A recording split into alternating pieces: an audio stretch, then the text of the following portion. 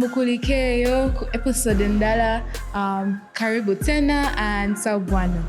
This is Buzz Teenz Disrupt. So today our topic, of course, is culture. Greeting. Man, different cultures, different everywhere. When I go somewhere else, something else. So what do you call that again? Diversity. Exactly. So right now I feel like people are actually quite adapting to how to be diverse with other like religions, let's say be cultures and religions. However, what about the communities that they're not, like the Christian and the Islam community in countries, let's say Ukraine, let's say what's it called, the Palestine and Israel? What do you think about that?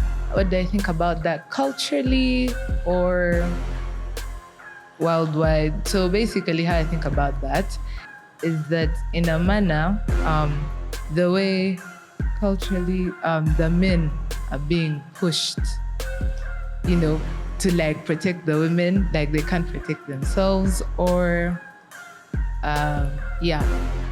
So I think diversity is relative to wherever you come from. It's similarly how some countries with religious background may be more strict in relation to others.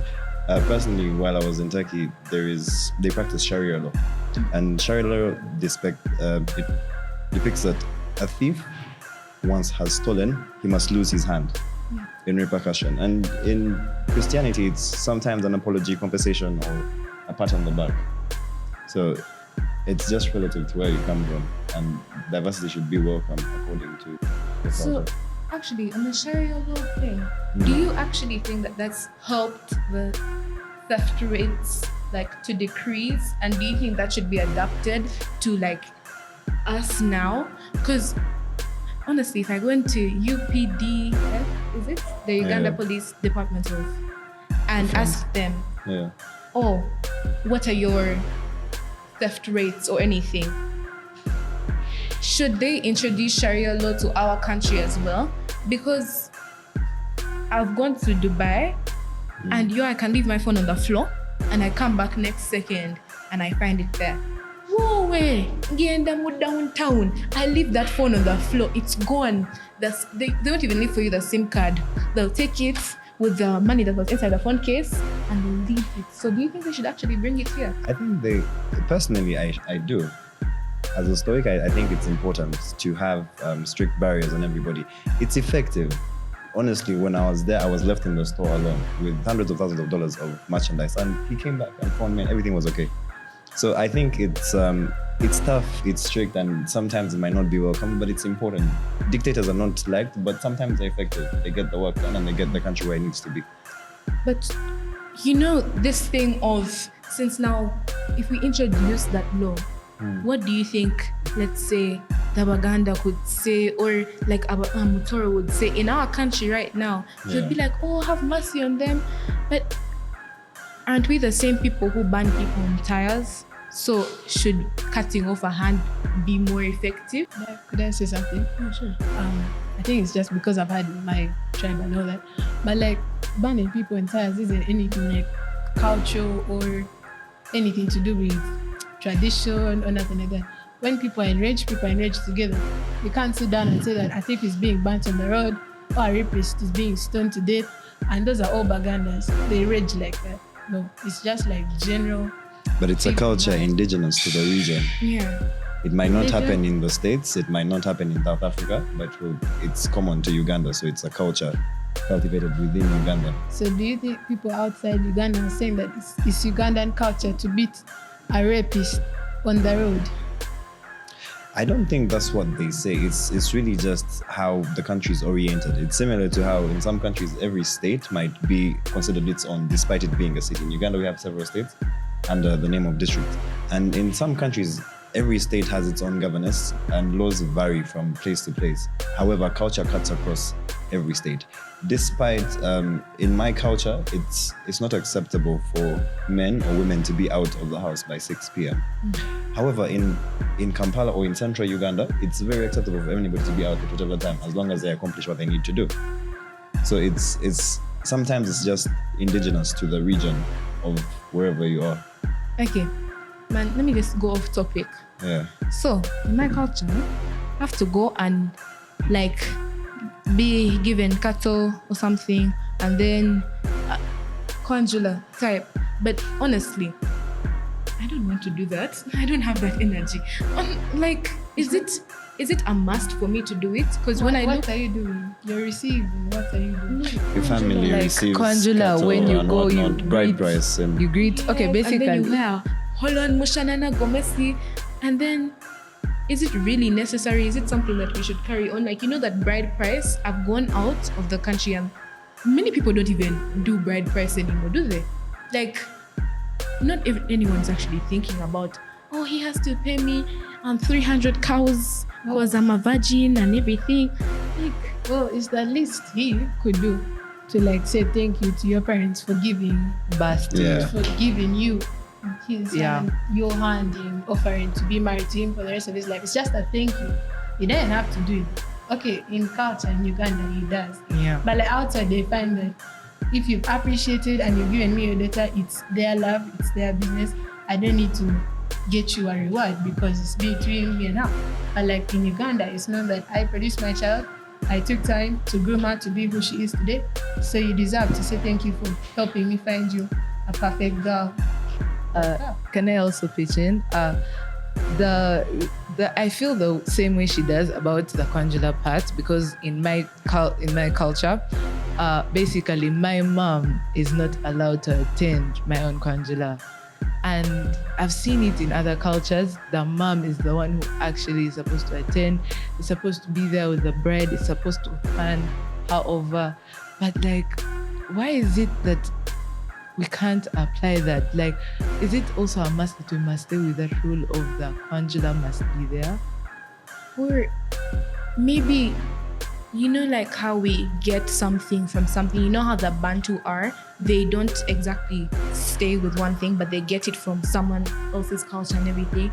Maybe us as cultures, since we're the next generation producing our kids, everything, we can change it up a bit. I don't see the harm in that. Yes, would be losing our roots, let's say, but should they really go on with us till we continue? Because let me put this example.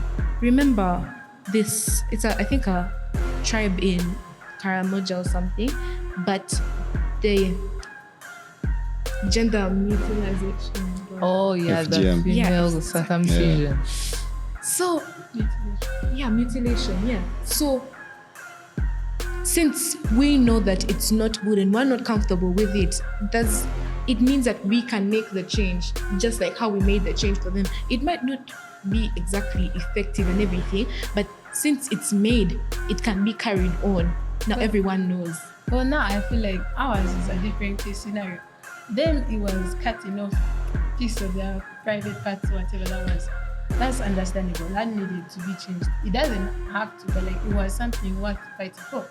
But then me and stuff like kneeling down to greet your parents. Why is it wrong? Oh, that because it gets you dirty. I feel like that's just a way of keeping us humble. Because I know certain people who would be so straight if it wasn't for culture norms being passed down to the point where we are today. So I feel like if we change it, we're changing it for us.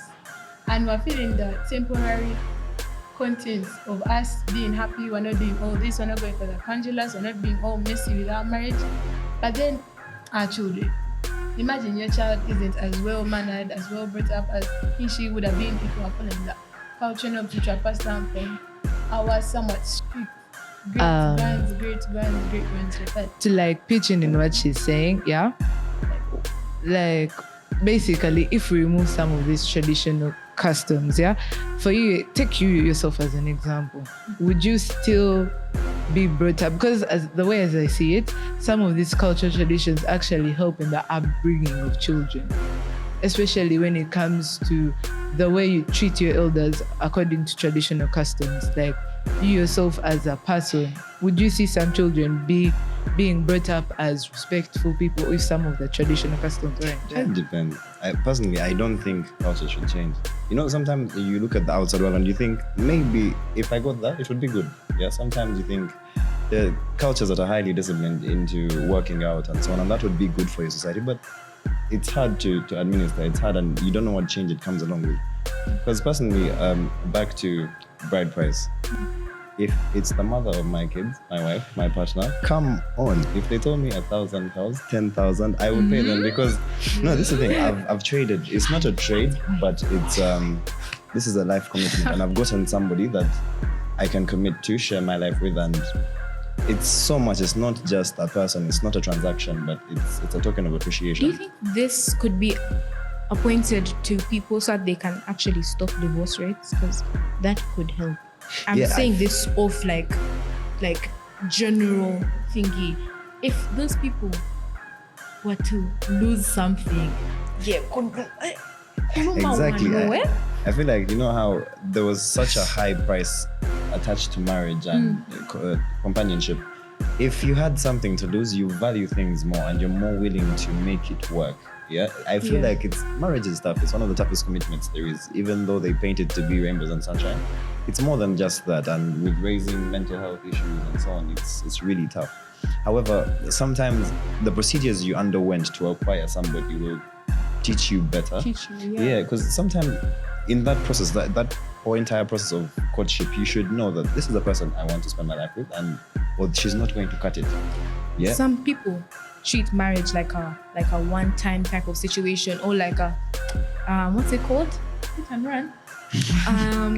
One night stand. So do you think that if we actually brought bride price back to the modern world, people would actually value that? Yeah, they would stay with their partners, because this deteriorates children's mental health. Even you as a person, you'd be like, man, I married this guy, we were there for 15 years, this and this.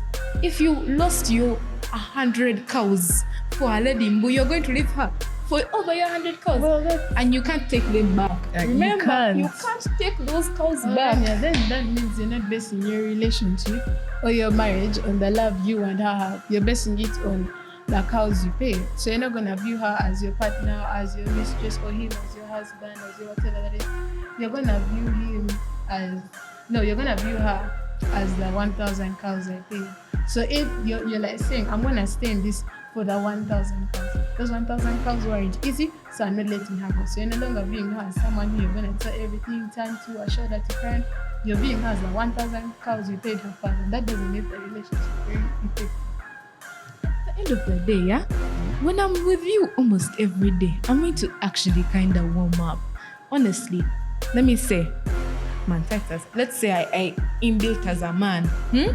If I like the fact that I actually worked for those 1,000 cows and whatnot, yeah, it means there was something that I was feeling for you to get those 1,000 cows. It means like how he said, hey man, if it was my wife, this and this, the woman I love, everything, I'd do it, of course. Now, remember how times change people. So every situation, you can't find the same one person, like the same person, even the person themselves. So, do you think, even though you're seeing them in that image, but couldn't it change, like a slight change to something that could be a bigger change tomorrow? It can, because if you look at divorce is a resultant of evolution of culture. In Africa, our culture is dictated by tribe and origin. However, majority of the tribes within Uganda are culture alluded. They're always infused with culture and with religion. And in Catholicism, previously it wasn't allowed to divorce.